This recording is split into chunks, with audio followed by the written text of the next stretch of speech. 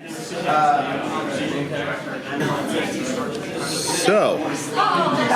Christopher Lennertz. Did I say that right? You did. Okay. Perfect. So, composer on Agent Carter and new Amazon show The Boys. What's it like writing music for superhero shows? Well, first of all, it's amazing, which is why I'm here. I'm such a huge fan. But the really cool thing is I get to write music for like kind of the two polar opposites because no one had their heart in the right place as much as Peggy Carter, I think. I think, that show was all about post-World War II patriotism, doing the right thing, making sure the bad guys go down. She ended up starting S.H.I.E.L.D., for God's sake. I mean, it is all about hero, and it is all about America and patriotism and doing the right thing and taking care of the little guy and the underdog. And then there are superheroes who are not our heroes, but there are superheroes in The Boys who are absolutely not that.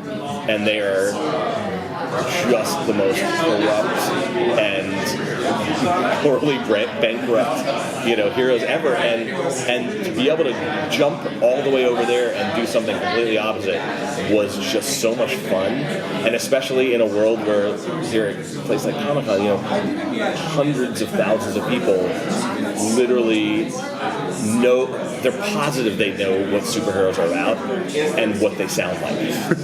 And so now I get the chance to not only basically flip that script and say, they're not who you think they are. In fact, they're the opposite of who you think they are.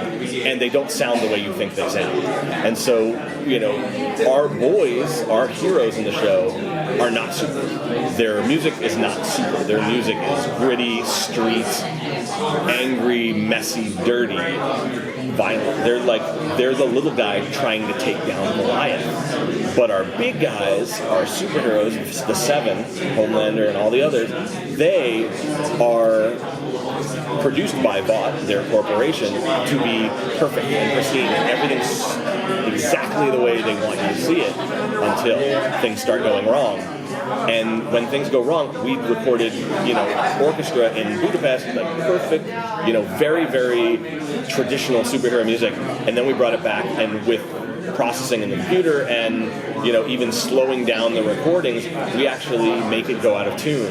We actually make it dive bomb to the point where you can't even hear that it's orchestra anymore. Sometimes we do it backwards and put it through distortion and effects like a guitar amplifier, like basically running the orchestra through guitar amplifiers to make it sound like, wait a second, what did you do with our heroes? What did you do with our beliefs of what the last 20, 30 years of superheroes are all about? And that's the idea, is to flip that into something that's like, wow, I've never heard that before, and I'm feeling very, very uncomfortable about it. I'm feeling really, really betrayed and bad. And that's sort of what it's all about, which is such a great job, Amazing. Yeah. What can you tell us about your work on Ugly Dolls? Yeah. Ugly Dolls was a blast. I gotta say, it was so much fun. It's the first time I got to write a full musical. Okay. But I worked for the last 4 or 5 years, including on Sausage Party and the show called Galavant on TV. I worked with Menken, who did everything: Aladdin, Beauty and the Beast, Little Mermaid, all those.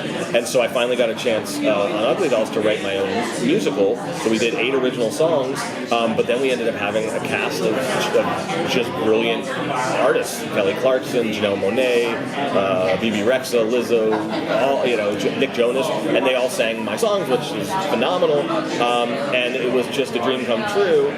And especially the fact that I have an 11-year-old and a 6-year-old daughter. So to be able to go and watch the movie with them, and the movie has such a great message about being accepted, and and it's not what you look like, it's not what the world says about you. It's like, you be yourself, and that's good enough. That's what makes you you. And it was really nice to be able to do something like that, and it's the complete opposite of The Boys as well. Which are your current projects?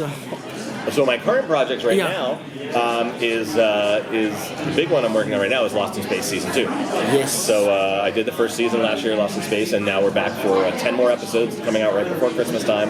Nice. And it is awesome. They there's not much I can tell you other than the fact that it's as good as last year, but better at the end. And there's some cliffhangers that you definitely don't expect. And they ended up, at the end of last season, they ended up in a completely new galaxy, and there's lots of new amazing planets and places that you weren't expecting. And it has a lot of great Robinson heroicism too. It's really fun. So one of the things that you talked about was setting the tone for the heroes versus the villains, or in the case sometimes when the heroes are the villains. But when it comes to something like an action sequence, whether it's a fight or like a car chase scene, like in Lost in Space when they're traveling through space, how do you? What are like some key differences in how you write music for those kinds of sequences? Be a quick answer. Sure. Transition. Okay, cool. Quickly, Go yeah, go ahead. The one thing I would say that, especially in a show like Lost in Space, but also I would say Agent Carter and even The Boys, even though the instrumentation is different, I try to write my chase sequences and my action sequences like set pieces, almost as if the audience was on a ride at an amusement park. And that's sort of a very Spielberg-y way to do it, or Robert Zemeckis kind of way. It's the back, and it's like you start with a motive or a groove or something, and then you twist and turn it as if you're on this roller coaster. And to me, as an audience member, that's what I always love. John Williams did it amazingly well. Danny Elfman did it amazingly well. Where you're like, wow, I'm sitting in the ride with Batman or with Indiana Jones, and I'm being transported on this trip. And each little action moment is a set piece. So I really, regardless of what our sound is, I try to do it that way, so it feels like there's a start and a finish, and it's fun. And it's like at the end of the ride, you're like, sweet, let's do it again.